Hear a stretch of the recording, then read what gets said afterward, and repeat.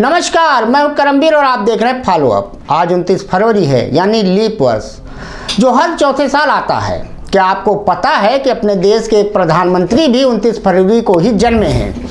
आइए follow up में आज आपको लीप वर्ष से जुड़े कुछ रोचक तथ्य बताते हैं। सूर्य चक्र पर आधारित ग्रेगोरियन कैलेंडर आज दुनिया भर में सबसे ज़्यादा इस्तेमाल किए जाने वाला कैलेंडर बन गया है।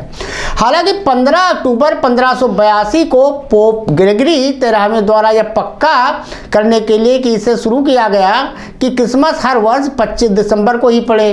इससे पहले प्रचलित रोमन कैलेंडर में ऐसा नहीं हुआ करता था, तो दुनिया ने इसे बहुत उत्साह के साथ या एकजुट होकर नहीं अपनाया था।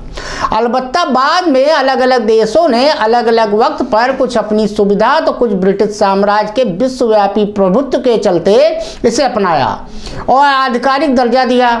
अपने देश में जनता पार्टी की पहली गैर कांग्रेसी सरकार के प्रधानमंत्री मोरारजी देसाई का जन्म भी 1896 में गुजरात के भदेली नामक गांव में, जो अब बुलसर जिले में स्थित है, 29 फरवरी को ही हुआ था। अमेरिकी रंगमंच व फिल्मों के प्रसिद्ध अभिनेता डेनिस फारिना समेत कई अन्य राष्ट्रीय अंतर्राष्ट्रीय हस्तियों का जन्मदिन भी 29 फरवरी ही है। इस सबके आईने में देखने वाले कहते हैं कि 29 फरवरी को जन्मे लोग कड़ी मेहनत करने वाले, अपने धुन के धनी, मेधावी, दृढ़ निश्चयी, देश सेवी और सच्चे तो होते ही हैं, साथ ही अपनी जिदों को लेकर अड़ियल भी होते हैं।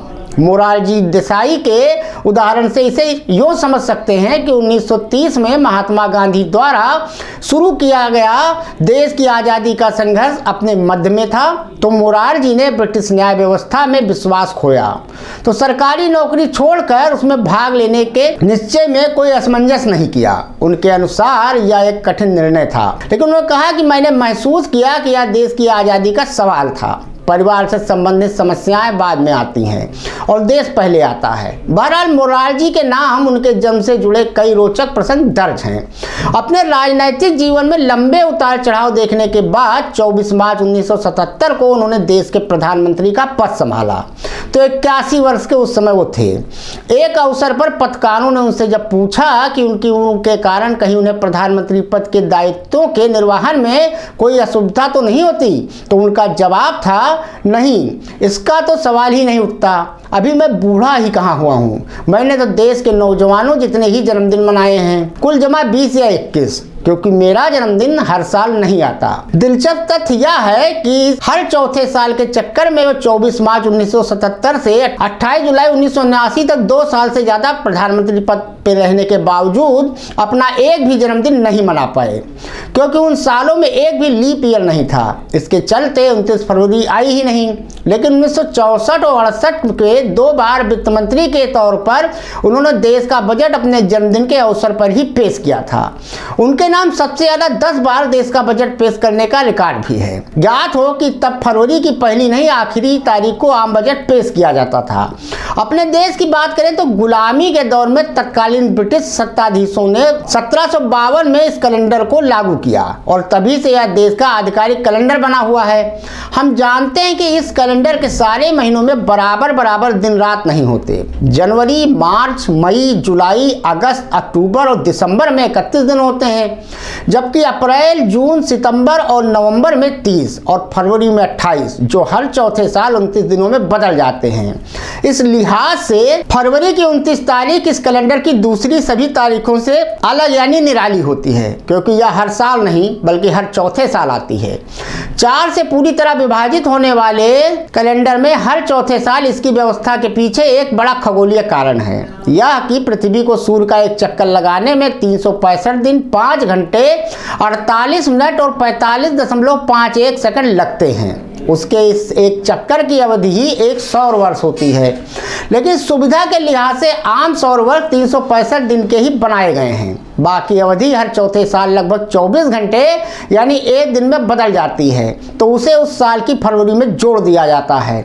इसके फलस्वरूप फरवरी तो 28 के बजाय 29 दिन की हो जाती है। साल के दिन भी कुल मिलाकर 365 के बजाय 366 हो जाते हैं। ऐसे साल को लीप ईयर यानी कि अधिक वर्ष कहा जाता है और उसी 29 फरवरी को लीप ईयर कहा जाता है। खगोलीय कारणों से किए गए इस काल निर्धारण से विभिन्न देशों में समय के साथ साथ अनेक रोचक सामाजिक और सांस्कृतिक मान्यताएं भी जुड़ गई हैं। इनके कारण 29 फरवरी को पैदा होने वाले लोगों को लीपिंग और लीपर कहा जाता है। कहीं लीप ईयर को उल्लास का अवसर मानकर उसकी खुशी मनाने के लिए सार्वजनिक छुट्टी की मांग की जाती है, तो कहीं इसे अशुभ करार दिया जाता है। इटली में तो एक अजीबोगरीब मान्यता यह है कि लीप ईयर में महिलाओं का बर्ताव बदल जाता है।